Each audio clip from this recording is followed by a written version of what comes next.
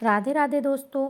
आज हम श्रीमद् भागवत गीता अध्याय 14 शुरू करने जा रहे हैं। इस अध्याय का नाम गुण त्रय विभाग योग है। इस अध्याय में भगवान श्री कृष्ण ने प्रकृति के 3 गुणों के बारे में बताया है। इसके अलावा इस अध्याय में यह भी बताया गया है कि जो लोग सुख और दुख में समान रहते हैं, जो आत्मा में स्थिर रहते हैं, जो बुद्धिमान है, जो निंदा और स्तुति दोनों को समभाव से स्वीकार करते हैं, जो मान अपमान में एक समान रहते हैं, जो मित्र और शत्रु दोनों के साथ समान व्यवहार करते हैं, वे तीनों गुणों से ऊपर उठ जाते हैं। अध्याय 14 प्रकृति के 3 गुण।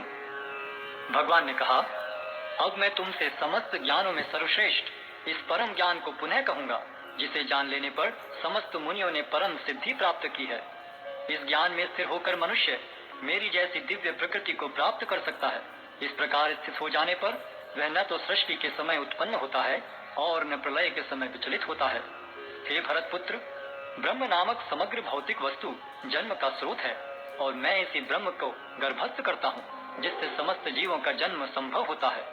हे कुंती पुत्र, तुम यह समझ लो कि समस्त प्रकार की जीव योनियां इस भौतिक प्रकृति में जन्म द्वारा संभव है और मैं उनका बीज प्रदाता पिता हूँ।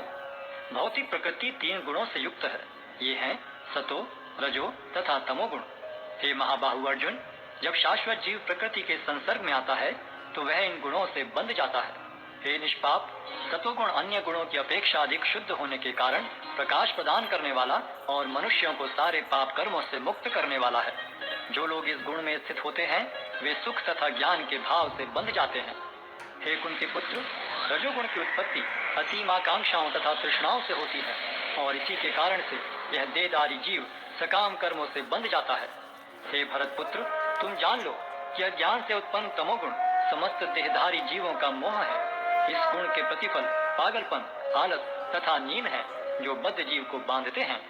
हे भरत पुत्र, सतोगुण मनुष्य को सुख से बांधता है, रजोगुण सकाम कर्म से बांधता है और तमोगुण मनुष्य के ज्ञान को ढककर उसे पागलपन से बांधता है।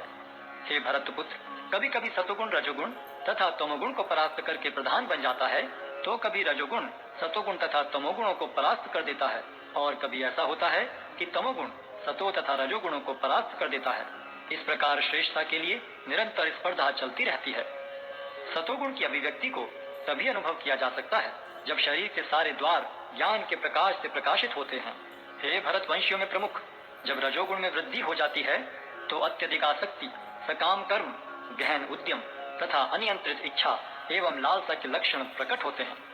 जब तमोगुण में वृद्धि हो जाती है तो हे कुरुपुत्र, अंधेरा, जड़ता, प्रमत्तता तथा मोह का प्राकट्य होता है। जब कोई सतोगुण में मरता है तो उसे महर्षियों के विशुद्ध उच्चतर लोकों की प्राप्ति होती है। जब कोई रजोगुण में मरता है तो वह सकाम कर्मियों के बीच में जन्म ग्रहण करता है और जब कोई तमोगुण में मरता है तो वह पशु योनि में जन्म धारण करता है।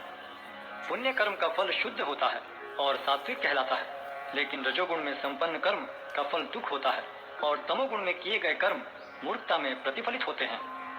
सतोगुण से वास्तविक ज्ञान उत्पन्न होता है, रजोगुण से लोभ उत्पन्न होता है और तमोगुण से अज्ञान, प्रमाद और मोह उत्पन्न होते हैं।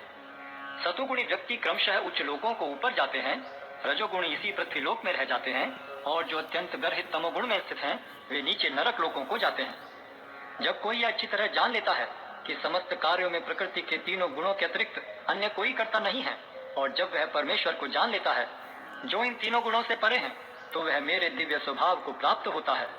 जब देहधारी जीव भौतिक शरीर से संबद्ध इन 3 गुणों को लांघने में समर्थ होता है तो वह जन्म, मृत्यु, बुढ़ापा तथा उनके कष्टों से मुक्त हो सकता है और इसी जीवन में अमृत का भोग कर सकता है। अर्जुन ने पूछा, हे भगवान, जो इन 3 गुणों से परे हैं वह किन लक्षणों के द्वारा जाना जाता है, उसका आचरण कैसा होता है और वह प्रकृति के गुणों को किस प्रकार लांघता है?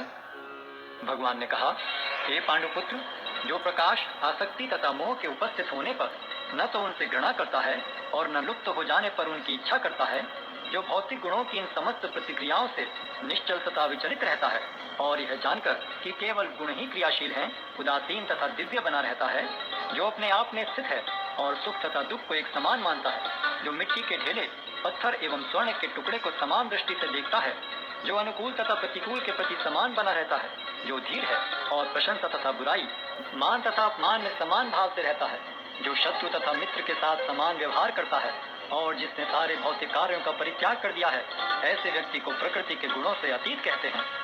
जो समस्त परिस्थितियों में अविचलित भाव से पूर्ण भक्ति में प्रवृत्त होता है, वह तुरंत ही प्रकृति के गुणों को लांघ जाता है और इस प्रकार ब्रह्म के स्तर तक पहुंच जाता है।